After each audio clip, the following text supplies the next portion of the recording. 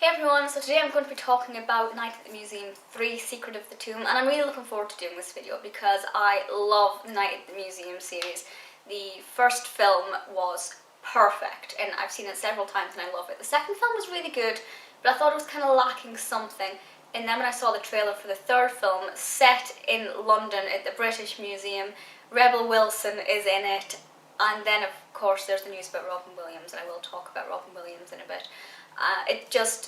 The timing for me was great with this, and I was so excited to see it, and it has been well and truly worth the wait and worth all the hype. Obviously it follows the same concept. The museum comes to life at night, but this time there are problems because the tablet is basically dying, and that's why they take it to the British Museum, because only there can they find the problem and find out how to fix it. The plot is a pretty good idea, and it's a really nice way to kind of round off all three films.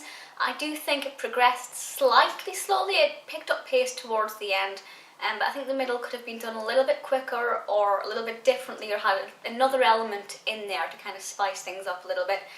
But as a whole, I'm really happy with the plot and kind of the way it came about and the way it resolved itself as well. However, I do think it's the characters that make this film for me stunning. The plot is good, but the characters are excellent. Obviously we have the usuals. Nick is in it, Daley is in it, Ben Stiller is hilarious, and Ben Stiller has a second character in this one, and it's just so funny, and watching them act together or watching him act with himself is great. It's so funny. Rebel Wilson's character, her script, her lines are so good, and I think we kind of expected they would be because Rebel Wilson is legendary, and I'm sure a lot of you will agree with me with that. So her involvement was fantastic. A lot of the other characters are in it, Owen Wilson's still in it.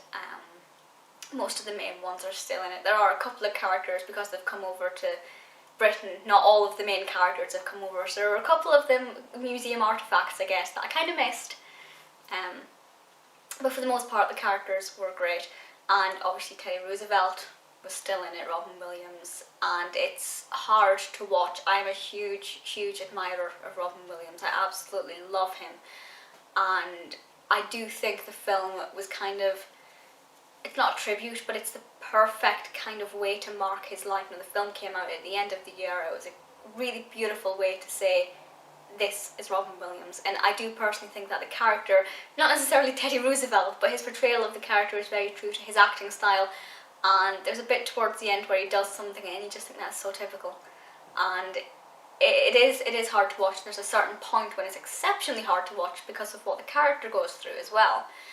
But it's beautiful and stunning, and if you're a Robin Williams fan, you have to go and see him. I have been in the British Museum, so it's nice to have that familiarity, but even without that, I still think the film is gorgeous and suitable for basically everybody. It's so funny. Visually, it's really cleverly done, and as I said, the story kind of developed slightly slowly in the middle, but for the most part, it was really well done. There are a few surprises in there that I didn't expect.